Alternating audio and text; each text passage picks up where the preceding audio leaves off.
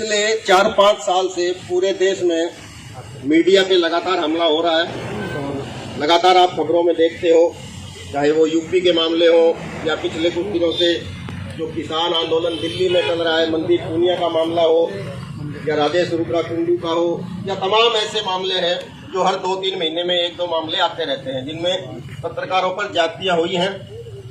लेकिन जो हनुमान पूनिया का मामला है, इसमें मैं आप लोगों को बधाई भी दूंगा कि एक मैसेज पे आप तमाम साथी सैकड़ों की तादाद में उस दिन भी पहुंचे थे और आज भी आप पहुंचे हैं। और उसी का दबाव, उसी का कारण है कि पुलिस काम कर रही है। और जैसे ही पुलिस को पता चला कल से धरना दोबारा शुरू है, तो आज सुबह या कल रात को इन्होंने जो तीसरा साथी था, जो हमलावर थे, उनको तीसरे को उठा लिया है और वो अभी थाने में है और चौथे के लिए कार्रवाई शुरू हो चुकी है। तो ये आप लोगों का दबाव है, आप लोगों की ताकत है। आज के धरने की विधिवत कार्रवाई हम शुरू करते हैं यहाँ से, और जो भी साथी बोलना चाहते हैं वो अलग से अपना नाम लिखवा दें, और जो बाहर से हमारे साथी आए हैं, किसान नेता हैं या सोशल साथी हैं, वो भी अपने विचार रख सकते हैं। और जो साथी हमारे नए आए हैं उनको मैं बता देता हूँ कि यहाँ पे अभी एक फैसला हुआ है कि 7 मेंबरी एक कमेटी यहाँ बनाई जाएगी जो कि इस पूरे मामले को लेकर के फैसले करेगी। क्योंकि जब 100-200 आदमी बैठे हो तो सारे लोग अलग अलग विचारधारा के होते हैं, अलग अलग सोच के होते हैं, हम कोई फैसला नहीं ले पाते। अगर कमेटी बनी होगी तो ये धरना भी ठीक चलेगा, फैसला भी ठीक रहेगा। फिर से एक बार फिर आप सभी साथियों का बहुत बहुत धन्यवाद है। राम राम, सत श्री अकाल। और आज यही प्रकार की लड़ाई है। जो लोग सरमाएदार लोग हैं, ये कोई एक और है ना, अकेले अधिकारियों का नहीं करवाया हुआ। हम अधिकारियों पर शक कर रहे हैं या वाजिब है या ना वाजिब है, वो तो सब सामने आ जाएगा।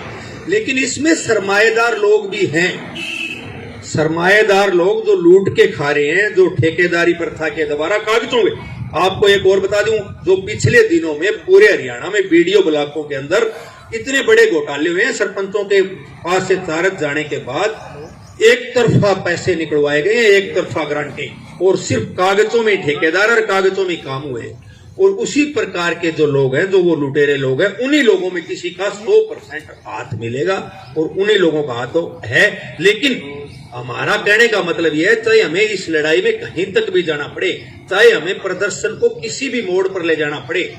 देखो, हम नहीं कहते भी आज इस प्रदर्शन को उस मोड़ पर ले जाना है, हमें प्रशासन को भी देखना चाहिए, हमें प्रशासन का सहयोग भी करना चाहिए। लेकिन अगर हालात ऐसे बढ़ जाते हैं कि हमारी बात अगर प्रशासन ढंग से नहीं सुनेगा तो किसी भी मोड़ पर ले जाना पड़े, मेरे आपसे आग्रह है कि आप अपने साथियों को बढ़ाकर इस बात को आखिरी सिरे तक जरूर ले जाना है कि इसके अंदर, इस कड़ी के अंदर कौन कौन व्यक्ति है और किस प्रकार के लोग हैं। ये लड़ाई अकेले हनुमान पूनिया की नहीं है, क्योंकि हनुमान पूनिया की बात नहीं है, इस प्रकार से किसी के भी साथ हो तो हमारा फर्ज बनता है, हमारा एक ही मकसद है, किसी के साथ भी अन्याय हो हम न्याय के लिए लड़ेंगे।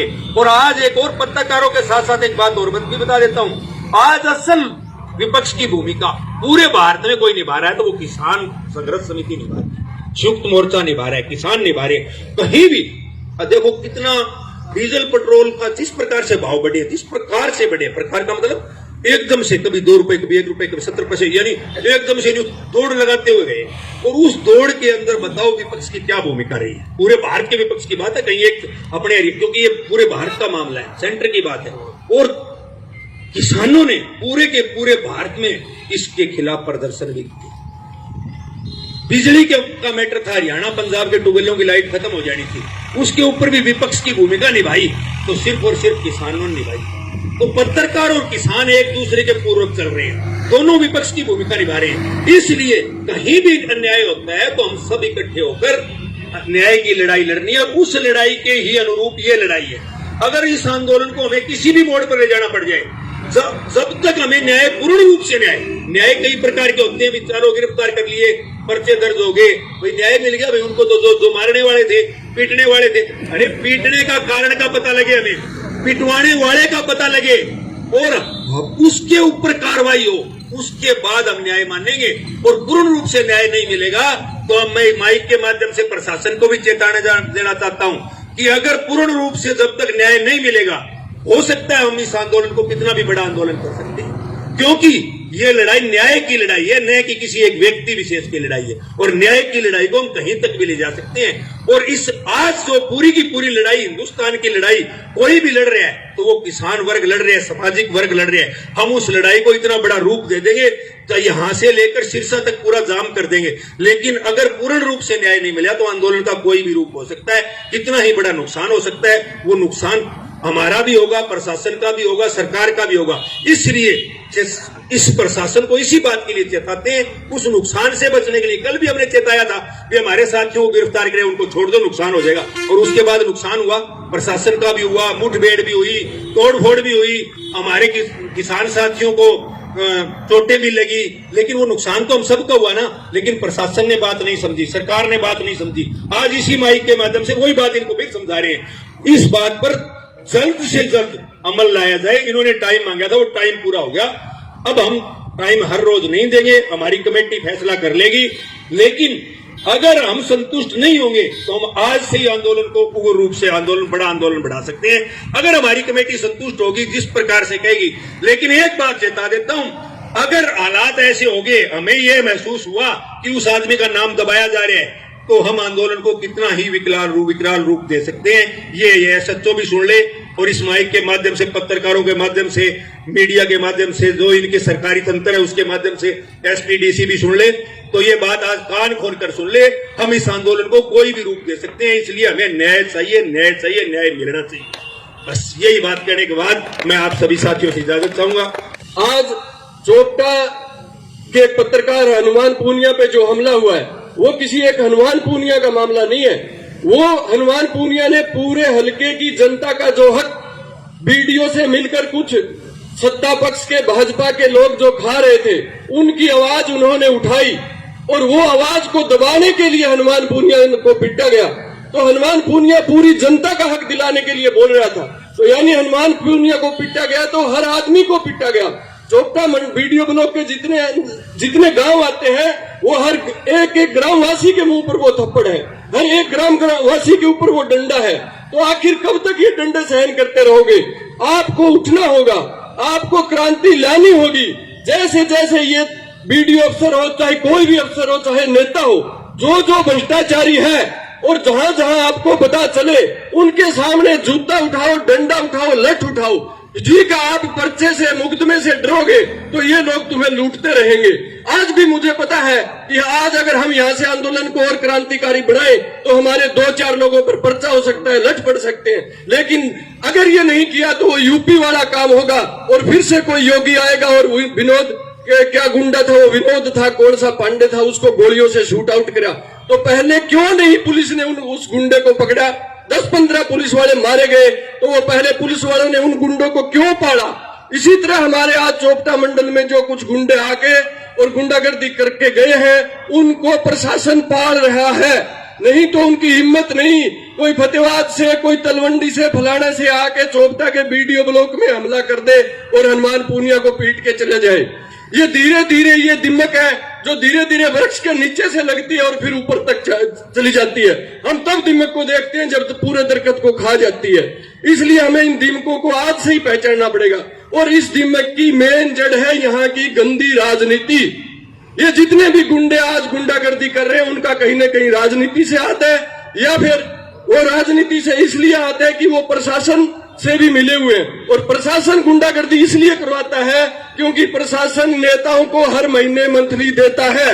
ये बात मैंने पहले भी बोली थी, आज भी बोल रहा हूं। जब तक राजनीति ईमानदार नहीं होगी तब तक प्रशासन ईमानदार नहीं हो सकता। और इनको 1 लाख 2 लाख 5 लाख की तनख्वाह दिलवा कर अपने वोट से और फिर इनको डाका डालने की छूट दे रहे हो, तो कमी तो आपकी है। तो फिर ये डंडे ही मारेंगे पत्रकारों के आपके। आज जिस प्रकार से हनुमान पूनिया के डंडे मारे हैं, आपके चोपटा ब्लॉक का कोई भी आदमी सुरक्षित नहीं है। जैसे अब मैं बोल रहा हूं, मैं भी सुरक्षित नहीं हूं, मेरे को भी मरवा सकते हैं, लेकिन तब आपको भी एक दिन बोलना पड़ेगा, चाहे कोई भी मारे कोई भी ना मारे। जब तक डरोगे ज्यादा मरोगे, नहीं डरोगे उस दिन ये चोर लुटेरे सब अपने अपने लाइन में लग जाएंगे। अब अफसरों का कसूर क्या है? जब ऊपर से नेता लोग इनसे पैसे मांगते हैं हर महीने, तो इनको तो कमा के देने पड़ेंगे। और कमा के देने पड़ेंगे तो हनुमान पूनिया जैसे पत्रकार बोलेंगे और बोलेंगे तो इनको पिटवाएंगे। ऐसे थोड़े पीट देता है कोई बाहर का आदमी आके मीडिया ब्लॉक में। उनकी हिम्मत क्या है? उनकी हिम्मत नहीं है। बिल्कुल जेजेपी सरकार या बीजेपी सरकार के नेता उनसे मिले हुए हैं। जो लोग यहाँ पे भ्रष्टाचार कर रहे हैं वीडियो ब्लॉक में, जेजेपी और बीजेपी सरकार के नेताओं के दम पर कर रहे हैं, और उन्हीं के दम पर उन गुंडों को भेजा गया, तभी हनुमानपुरिया को पीटा गया। इसलिए मेरी आपसे यही सुझाव है कि चोपटा मंडल के एलनाबाद विधानसभा के सिरसा जिला के सबसे गांव से इकट्ठे होके एक न्याय कमेटी बनाइए। जहां भी गुंडागर्दी हो, चिट्टा नशा का कारोबार चल रहा है, और जितनी भी समाज में जनता के खिलाफ जो घटनाएं घट रही है, इकट्ठे होके मुकाबला करो और लठ उठाओ। बिना लठ के आज ये मानने वाले नहीं है। जय हिंद, जय भारत।